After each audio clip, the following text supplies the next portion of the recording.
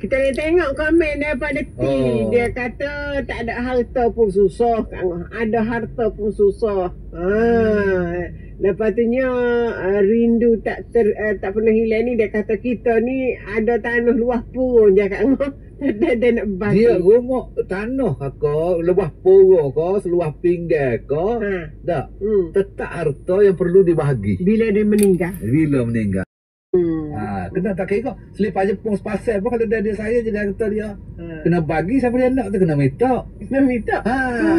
Tak lah kena minta pun harta tu jadi harta pusaka. Betul, Walaupun selipar Jepun pun. Kalau mu nak atas nilai harga adik-beradik 3 orang. Aku nak selipar ni 2 orang tu kena setuju.